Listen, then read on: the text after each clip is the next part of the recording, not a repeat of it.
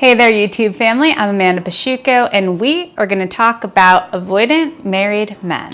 I'm a licensed marriage and family therapist. Stay until the end to learn to speak more and get your free guide on our favorite communication techniques. We want to understand what is avoidance. What does avoidant married men mean? Avoidance is a pattern where you create emotional distance, where you have a fear of being vulnerable, and you worry about making connections that are more intimate. Avoidance is when there are things that are probably important and a priority in your life, but you put them on the side.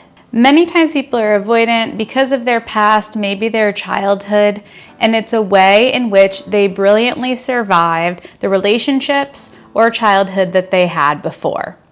Then it comes into your marriage. It might be from something that wasn't even due to you, or it could be due to you and the patterns within your marriage. So avoidance takes many forms of why it shows up. However, it looks most like putting things off, pushing things aside, and overall stems from this fear of vulnerability and maybe lack of discernment in understanding what one actually wants.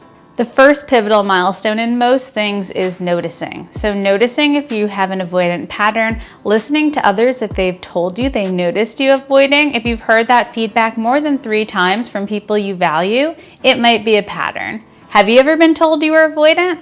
Avoidant behavior is deeply ingrained in some fear. Take time to develop a sense of self-awareness so that you can get to the root of this. A good starting point could be incorporating self-reflection or having someone that you trust that you go back and forth with about what you noticed in your day-to-day. Were you avoiding? Were you being productive? Were you focusing on things that were important, timely, urgent, not important, not urgent? Having that type of discernment and writing those things down is the first step of self-awareness. It's important to be attentive to your thoughts, your feelings, and your body sensations. All this is important information for you as someone who's avoidant, or you who are married to someone who is avoidant, to understand what might be going on. Seek therapy or professional guidance if you feel you need that extra support.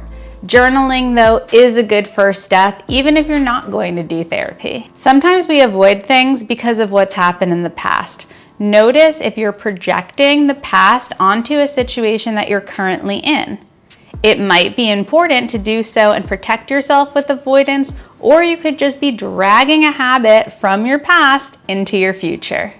Some thoughts like, it's best for me to be alone, or I can't rely on other people, are the mindsets or mantras that someone thinks to themselves over and over again to keep themselves stuck in avoidance. One way is to notice what your critical thoughts are and then write or think of something that counteracts that belief.